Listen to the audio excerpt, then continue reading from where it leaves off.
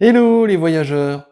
De retour d'un voyage en camping-car de 2 mois en Scandinavie, je vous partage mon périple à travers une série de vidéos.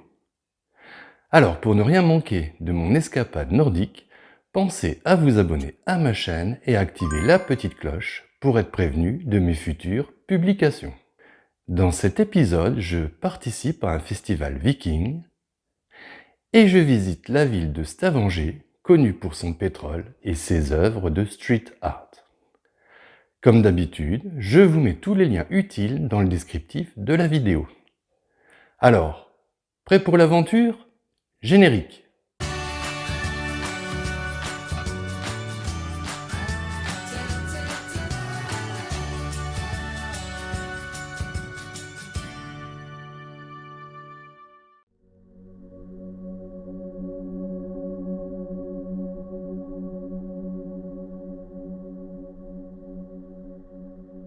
Comme je vous l'annonçais dans l'épisode précédent, alors que je me dirigeais vers la ville de Stavanger pour faire la photo de la sculpture Les Épées sur les rochers, j'ai vu 2 dracars naviguer dans la baie. En fait, ce week-end se tient une commémoration de la bataille d'Arfjord et l'ensemble du site s'est transformé en village viking pour l'occasion. Je tombe pile poil. Juste le temps de trouver une place de parking et je fonce voir les dracars accostés. Aujourd'hui, nous sommes vendredi et c'est le jour des préparatifs. Des dracars venus de toute la Scandinavie arrivent les uns après les autres pour participer à la manifestation.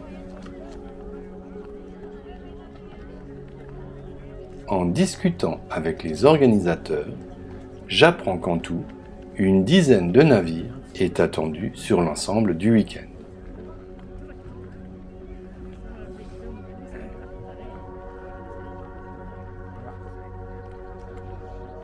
Ces répliques, fidèles aux navires qui naviguaient à l'époque, ont toutes été reconstruites par les membres des nombreuses associations de passionnés de culture viking très présentes dans les pays scandinaves. Véritables fleurons technologiques high-tech de l'époque, les bateaux vikings étaient les navires les plus rapides de leur temps et pouvaient évoluer aussi bien en pleine mer que dans des eaux peu profondes. Ils pouvaient donc remonter les fleuves et ainsi s'enfoncer à l'intérieur des terres pour coloniser de nombreux peuples, et ce, dans une multitude de pays. Les Vikings n'avaient pas besoin d'accoster dans des ports. Ils hissaient tout simplement leurs embarcations sur n'importe quelle plage. C'est ainsi qu'ils surprenaient les habitants des villages, des châteaux ou des monastères, bien avant que ces derniers n'aient le temps d'organiser la moindre défense. Et dire que c'est à bord de ce type d'embarcation que les Vikings ont traversé les mers pour être les premiers Européens à fouler le Groenland et l'Amérique du Nord, aux alentours de l'an 1000, soit environ 500 ans avant Christophe Colomb. Voir ces mythiques vaisseaux évoluer aujourd'hui sous mes yeux est tout simplement fascinant. Allez, je vous emmène faire un tour dans le village viking.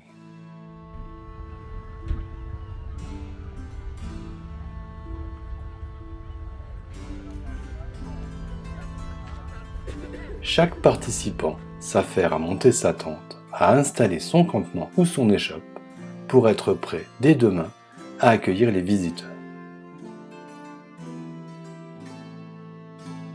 Le repas du soir mijote et les herbes attendent de finir dans les chaudrons.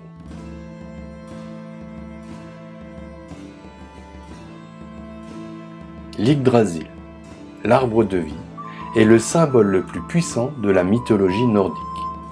Il représente la sagesse et l'éternité. Cet immense frêne relie et contrôle les 9 mondes de la mythologie viking. Pour faire bref, et si j'ai bien tout compris, les 3 racines principales de l'Yggdrasil relient les 3 principaux mondes ensemble. Asgard, le monde des dieux et des elfes de lumière, situé dans la sphère céleste, juste au-dessus de l'arbre et dans la cime. Midgard, le monde des humains, situé dans le tronc, et Niflheim, le monde des morts et des elfes maléfiques, situé dans la terre, sous l'arbre. Ces mondes sont bien évidemment interdépendants et communiquent entre eux grâce à des messagers représentés par des animaux, comme le serpent, le corbeau, le dragon, le loup, l'aigle, le faucon ou encore l'écureuil. Chaque animal a un rôle bien défini à jouer. J'ai craqué sur l'Yggdrasil et j'ai acheté une magnifique sculpture en frêne. Après une soirée passée sous la pluie en compagnie des Vikings, je profite d'une courte accalmie pluvieuse pour faire un saut, le lendemain, au festival Viking et voir les spectaculaires joutes guerrières.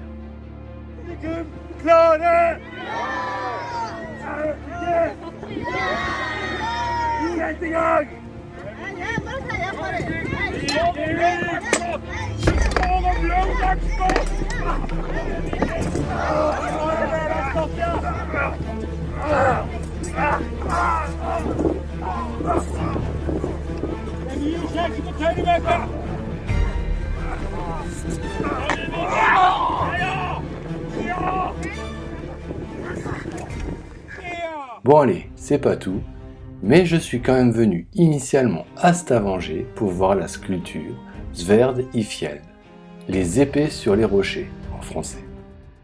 Le monument représente 3 épées enfoncées dans un rocher. Ces épées sont en bronze et mesurent 10 mètres de hauteur.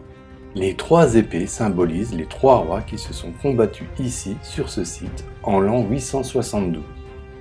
La plus grande épée, celle coiffée d'une couronne, est celle d'Harald à la belle chevelure, qui a remporté la victoire et qui est devenu le premier roi de Norvège en unifiant le pays en un seul royaume. Ce monument est un symbole de paix car les épées sont plantées dans le sol pour ne plus jamais être utilisées.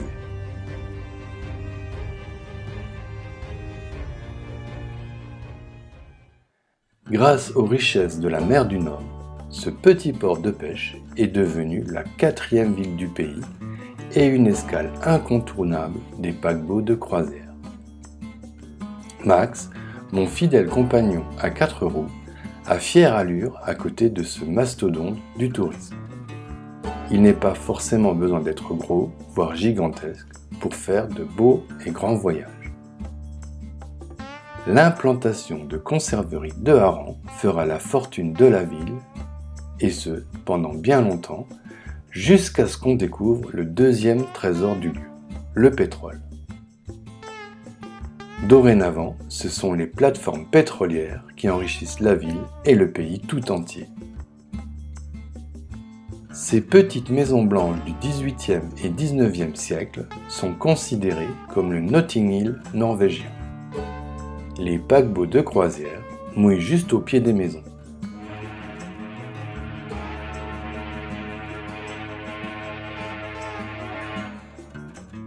Stavanger est aussi connu pour ses œuvres de street art.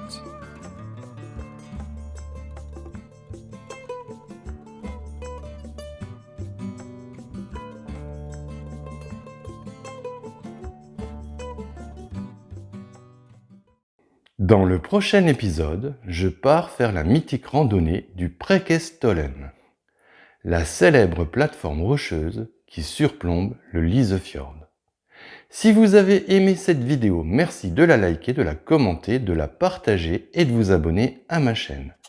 Et si vous avez des questions ou des réactions, laissez-les-moi en commentaire, j'y répondrai volontiers. Alors, en attendant de vous retrouver pour de nouvelles aventures, n'oubliez pas, le monde appartient à ceux qui le parcourent.